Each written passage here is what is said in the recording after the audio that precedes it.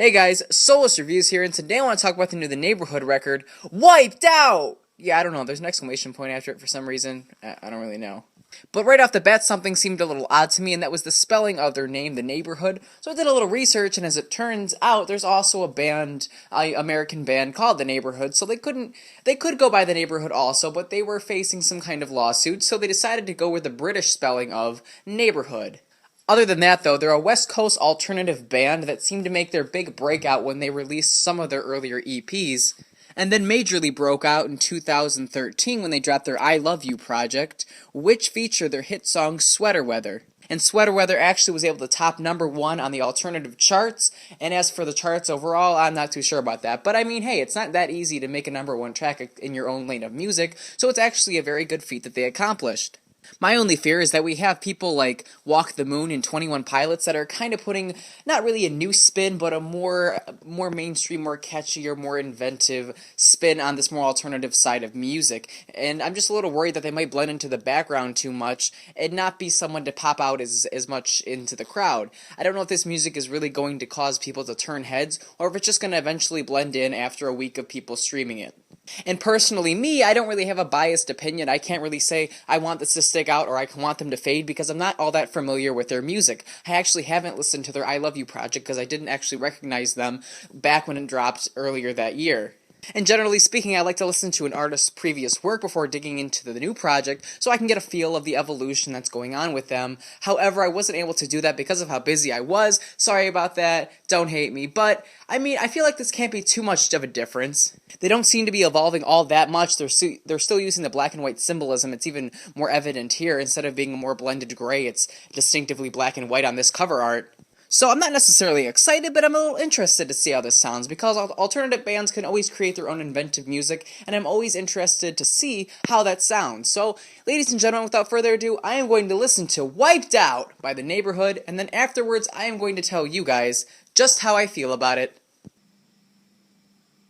Alright.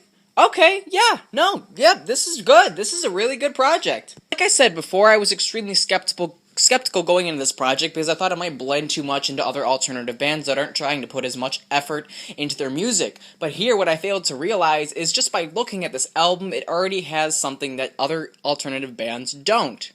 The album cover has a beach on it, and as we know, these guys came from California on the West Coast. So obviously there's going to be some beach influence. That's where they came from. The picture, without talking about the colors yet, just kind of depicts their earlier life living in California and the emotional struggles, all the other struggles that they go into on this album. But the fact that they make the colors black and white paints the image that, hey, everything isn't so black and white. Going into this album, you're not going to hear good things and bad things. There's not going to be an equal balance, or there's not going to be an easy distinction between the two of them.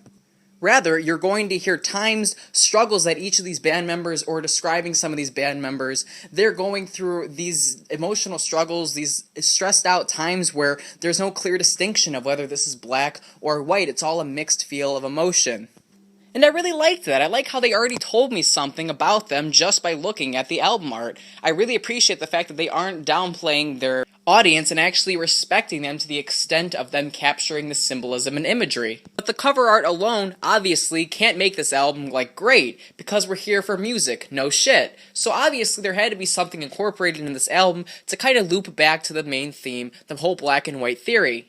And overall, I feel like they succeeded in doing that. I feel like this whole album contains material that can relate back to the theme and actually carry through with this being a very conceptually pleasing project. Now, overall, I did like Jesse Rutherford's voice. I didn't think it was all that bad. There were times when I didn't like it, but most of the time I thought it was pretty decent. But if it was just Jesse Rutherford alone, I might have a little bit of an issue with it. But we have to pay homage to Jeremy Friedman, Zach Abels, Mikey Margot, and Brandon Freed, because them all together, all of those guys were the instrumentalists. They provided the drums, the guitars, most of the instrumentals on the music that you're hearing here. And without them, I don't think that Jesse would have been able to carry this project all the way through, because there were times when I felt like his voice was coming off a little too whiny. He was trying almost too hard to be R&B, and he was stretching himself. He should have stayed true to the roots of alternative, but what helped keep him stable when he was reaching so far was the music. There was a lot of good rock good, not even necessarily rock, but there were some cool instrumentals, some cool little tidbits of music that the band formed together, and I feel like without them, Jesse wouldn't be as successful. This album wouldn't have hit as hard without the other band members, so we have to respect them for really coming together, and they all fit together perfectly. Jesse wouldn't be who he is without the whole Neighborhood as a whole. Where there were times when I felt the execution of some of these songs was done a little poorly, it was mostly not because of the instrumentals. I feel like on almost all these tracks, the instrumentals were executed well. They actually helped the song be better than it was because of a failing part of the song. And I'm even convinced that the band members knew this too, because there are times when Jesse's vocals aren't the main focus, the instrumentals seem to be the more focus, and even times when it's just the instrumentals, like Jesse isn't present anywhere. They're letting the instrumentals carry the eerie feel, the darker mood of this album, and I feel like they did a good job in letting the instrumentals shine some points during this project.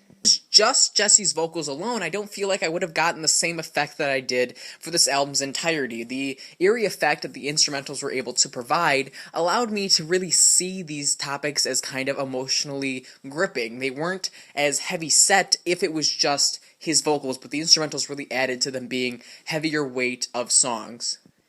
And most of the time, I found myself enjoying what they were talking about throughout the entirety of this project. One of my favorite tracks on here is probably The Beach, just because of the heavy symbolism that's included in that song, and how much it really makes you think to really understand its true meaning.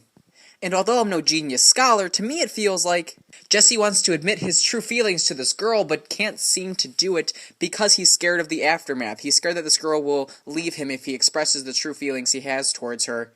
In that when you're standing on land, say you're on a beach setting, if you're standing on the beach, you feel safe, you feel comforted, but at some point he knows he has to plummet into the water, he knows he has to completely soak himself in the ocean and express his true feelings, or else this relationship isn't going to last all that long, because of it being emotionally devastating. And what I liked even further about that is the comforting feel of standing on land. You're in your element, you're not going to take any risks, but when you're in the water, you feel like you're out of your element. You're more vulnerable in the water to drowning, any kind of sharks, weird fish, any boats hitting you. I don't know, it's kind of a stretch, but you feel more vulnerable in the water, and him symbolizing his opening his feelings to the water I thought was a really clever idea, because think about it, when you go swimming, you don't feel exactly the safest, but I mean, you're just willing to shove those kind of thoughts aside to have a good time in the water, and that's what he feels like he has to do in order to express his true feelings to this girl.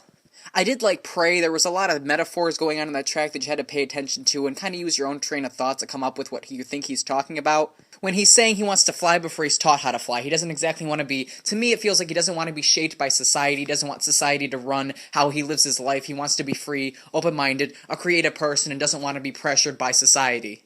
Or on Ferraris, where essentially he's talking about how this girl is judging him, she's telling him how to live his life almost, but he feels like that shouldn't be the case because this girl is even more devilish than he is. He had the line, met her at church, but she could be Satan, in that, I mean, he met her in a holy place, but she could be just as, if not more corrupted than he is. She's trying to shape him, when in reality, she isn't that good of a person. So going into this album, there are going to be times when you're going to have to open your mind a little bit to the possibilities of what Jesse is singing about or talking about. You can't just go ahead, and this isn't going to throw its message at your face. You're going to have to interpret what his lyrics are about and kind of think to yourself. Just by looking at the track Ferraris, just the title, you might assume something. You might assume that he's going to be talking about wanting a Ferrari but can't because he's like in some kind of poverty level. That's not the case. He's talking about how he wants this cool Ferrari, but I mean his girlfriend doesn't want him to, how she's kind of contradicting his wants. And that's, like I said, you have to be open-minded going into this album because it's not going to be what you think, and it's going to make you actually use your mind to interpret, not exactly go free with interpretation, but actually kind of think of the possibilities that he might be aiming at with his lyrics and the music that's presented here. And I feel like this album could have been a little better if it would have just varietized itself just a little bit more. Like Cry Baby, The Beach, Baby Come Home 2, Valentine's, Ferraris, and Single, they all related back to a girl. Yes, like I said, The Beach was actually a really great song that I love, but there are times when I feel like he's kind of taking that idea of a girl and just adding on some new emotional destruction that she occurred in his life. Which is cool to hear about, but again, it's almost sounding like he's kind of whining about his relationship problems, and that's not something I don't mind hearing. Like I said, The Beach was a great track, but I feel like it gets a little repetitive towards the end of this album, especially when he's not putting in the effort to make it all that great, like on Single, which is exactly the concept that Magic was trying to go for with their Roots song, but it actually plummeted terribly. Like, that Roots song was awful. And this single track, it isn't horrible, but I feel like I just don't like that kind of idea that they were going for, because it's a little lame of an idea considering all the other, like, heavily emotionally invested tracks that they've had about relationship issues. He also talks about the stresses of the business that he's in this music industry, how it stresses him out a lot, how he wants to impress people, but it's hard to do at the same time keeping up with the work pace, and also how him not having a father and his father dying impacted him greatly as a child and in present day. Overall, guys, this album actually pulls through really nicely with some symbolism, metaphors, etc. The music sounds pretty great. The only problem I have with this thing is that when Jesse tries to stretch too far into the R&B lane, and that's not really where he's at. I feel like he has good vocals, but he shouldn't try to be this kind of soulful singer when in reality, the themes are what really carry this album through. All he has to do is supply with some nice vocals. He's stretching himself too far to be what he isn't. And also, this album has such an eerie, sad, kind of like some emotional tone to it that towards the end of this project you feel almost emotionally drained, that he's almost talking about this girl in the same way over and over again. And I can respect the fact that he approaches each song uniquely. They're not going to be the same emotional songs, but he does relate it back to a girl causing him trouble, and that can get a little tedious and a little, I don't know if you really want me to hear about all your life problems. Like, is that really something that you want to sit through, hear about somebody whining about their relationship issues? The album executed itself well. It had great music, it had a great theme all the way through, it never really fell flat on its face, there were just some times that were less interesting than others. I feel like this is a great alternative project, and if you're into alternative music, this is something you should check out. And if you're not into alternative music, you should check it out anyways, because it was actually a very nice, eerie but elegant project, and I actually appreciated it, and I'm glad I got to listen to it. I was debating skipping over it, but I'm actually glad I listened to it, because it's actually a really good project, and I think it's something you guys should check out. And that is all I got for you guys. If you would like to like or subscribe, that'd be awesome. I really appreciate it. And till next time, Soulless Reviews.